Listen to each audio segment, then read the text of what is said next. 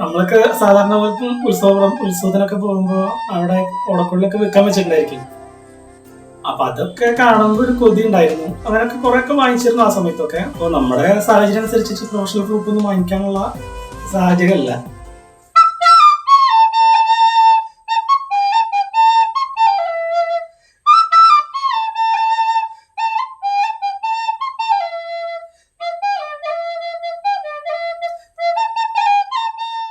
മുല്ലത്തറയില് വെണ്ണീലാച്ചേലോടെ പൊന്തിരി വട്ടം തെളിഞ്ഞേ, അന്നത്തെ അന്തിയിൽ ഞാനാ സുന്ദരി പൂങ്കൊടി പെണ്ണിനെ കണ്ടേ.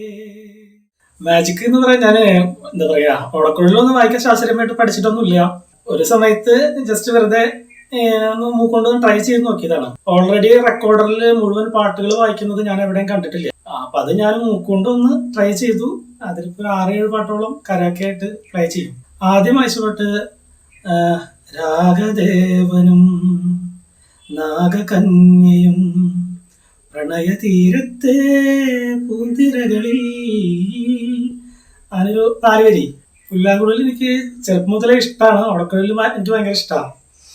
അപ്പോ നമ്മളൊക്കെ സാധാരണ ഉത്സവത്തിനൊക്കെ പോകുമ്പോ അവിടെ ഓടക്കുഴലൊക്കെ വിൽക്കാൻ വെച്ചിട്ടുണ്ടായിരിക്കും.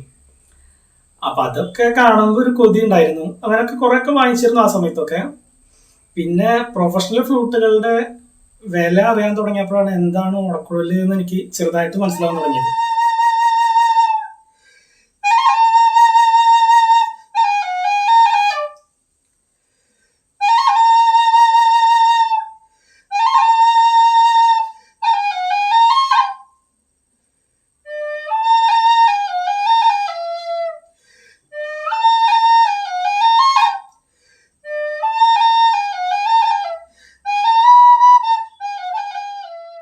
അപ്പോൾ നമ്മുടെ സാഹചര്യം അനുസരിച്ചിട്ട് പ്രൊഫഷണൽ ഫ്ലൂട്ട് ഒന്നും വാങ്ങിക്കാനുള്ള സാഹചര്യമല്ല. അപ്പോൾ സ്വന്തമായിട്ട് ഉണ്ടാക്കാൻ തുടങ്ങി ഓടക്കുഴലുകൾ. അതിന്റെ മെഷർമെന്റും ഒരാൾ പറഞ്ഞു തരില്ല, പറഞ്ഞു കൊടുക്കില്ല എന്നാണ് അറിയാൻ കഴിഞ്ഞത്. പിന്നെ എപ്പോഴോ ദൈവം നമ്മുടെ കയ്യിലേക്ക് എത്തിച്ചു. സോഷ്യൽ മീഡിയയിൽ നമ്മുടെ നാട്ടിലെ വ്ളോഗർമാരൊക്കെയാണ് ആദ്യം വീഡിയോകൾ എടുത്ത് തുടങ്ങിയത്. ആ വീഡിയോകൾ കണ്ട് അമൃത ടിവിയിലെ കോമഡി മാസ്റ്റേഴ്സ് എന്ന് പറഞ്ഞൊരു പ്രോഗ്രാമിൽ പെർഫോം ചെയ്തിട്ടുണ്ടായിരുന്നു. പിന്നെ അതിനുശേഷം ഞാൻ അത്യാവശ്യം പാട്ടുകളൊക്കെ എഴുതുന്ന ഒരാളാണ്. ഒരുപാട് പാട്ടുകൾ എഴുതിയിട്ടുണ്ട്. അങ്ങനെ ഒരു പാട്ട് എല്ലാവരും മലയാളികളെ ഏറ്റെടുത്തൊരു പാട്ടുണ്ടായിരുന്നു. അത് നമ്മുടെ കാസർഗോഡിൽ ജയരഞ്ജിത എന്ന് പറഞ്ഞ കുട്ടിയാണ് ആ പാട്ട് പാടി വൈറലായതിനാണ്. മുല്ലത്തറയില് വെണ്ണീലാച്ചേലോടെ പൊന്തിരി വട്ടം തെളിഞ്ഞേ, അന്നത്തെ അന്തിയിൽ ഞാനാ സുന്ദരി പൂങ്കൊടി പെണ്ണിനെ കണ്ടേ. ആ പാട്ട് വർക്ക് കഴിഞ്ഞ് പുറത്തിറങ്ങി. കാരണം മമതാ മോഹൻദാസ് ആണ് എന്നെ രതീഷ് റേഖ സാറിന് പരിചയപ്പെടുത്തിയത്. അപ്പോൾ അങ്ങനെ പരിചയപ്പെടുത്തിയപ്പോൾ കിഷോർ ചെയ്ത പാട്ടുകൾ കേട്ടോ രതീഷ് റേഖ സാറിനോട് ചോദിച്ചപ്പോൾ സാറ് പറഞ്ഞു പാട്ട് എനിക്ക് ഭയങ്കര ഇഷ്ടമായി, നമുക്കെന്നാ പാട്ട് ചെയ്യാമെന്ന് പറഞ്ഞു. അങ്ങനെ ആ പാട്ട് ലിറിക് വീഡിയോ ആയിട്ട് പുറത്തിറങ്ങി. 5 പാട്ടോളം അവർ ചെയ്തിട്ടുണ്ടായിരുന്നു. 123 മ്യൂസിക്സ് എന്ന് പറഞ്ഞ കമ്പനിയാണ് ആ പാട്ട് വർക്ക് ചെയ്തിട്ടുണ്ടായിരുന്നത്. മമത മോഹൻദാസ് ഫസ്റ്റ് എൻ്റെ ഈ മൂക്കൊണ്ടുള്ള വീഡിയോ കണ്ടപ്പോൾ പറഞ്ഞു നന്നായിട്ടുണ്ട് കിഷോറെ, എല്ലാവിധ ആശംസകളും നേരുന്നു എന്നൊക്കെ പറഞ്ഞു. അതിൽ ഭയങ്കര സന്തോഷമായിരുന്നു. പിന്നെ ഡാൻസ് മാസ്റ്റർ കുമാർ ശാന്തി മാസ്റ്റർ, പിന്നെ പുല്ലാങ്കുഴലിന്റെ രാജാവ് എന്നൊക്കെ പറയുന്ന രാജേഷ് തീർത്ഥല ചേട്ടൻ അഭിനന്ദിച്ചു. ഞാൻ നേരിട്ട് പരിചയപ്പെടാൻ പറ്റി.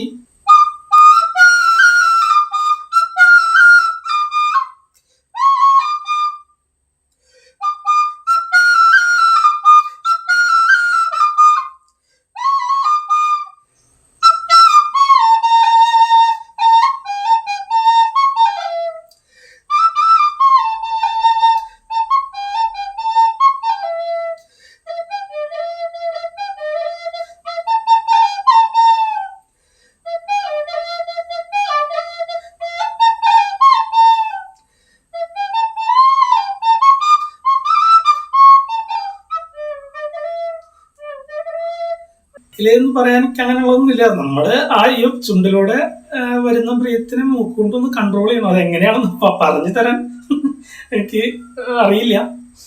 ഞാനത് ചുണ്ടുകൊണ്ട് വരുന്ന ബ്രീത്ത് മൂക്കുകൊണ്ട് കൺട്രോൾ ചെയ്ത് എടുക്കണു. ഇത് പ്രാക്ടീസ് അങ്ങനെ ഇതിനായിട്ട് പ്രാക്ടീസ് ചെയ്തിട്ടുണ്ടായിരുന്നില്ല ഞാൻ. റെക്കോർഡിൽ പാട്ടുകൾ വായിക്കാൻ പറ്റില്ല എന്നുള്ളൊരു കണ്ടെത്തലാണ് എനിക്ക് ആദ്യം കിട്ടിയത്. കാരണം റെക്കോർഡറിന്റെ നോട്ടുകളൊക്കെ ഭയങ്കര വ്യത്യാസങ്ങളാണ്. അതിൽ പാട്ടുകൾ വായിക്കുന്നത് ഞാൻ കണ്ടില്ല. അപ്പൊ ഞാൻ അത് ഉപേക്ഷിച്ച പോലെ അങ്ങനെ വെച്ചിരിക്കായിരുന്നു റെക്കോർഡർ.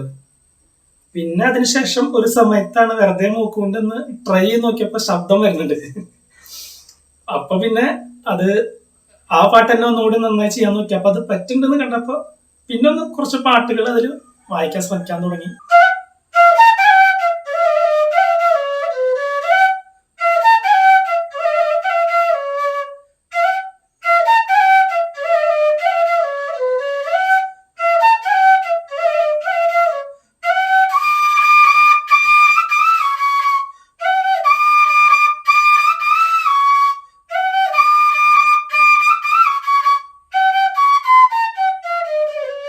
അങ്ങനെ പ്രത്യേകിച്ച് വരുമാന മാർഗമൊന്നും ഇല്ല.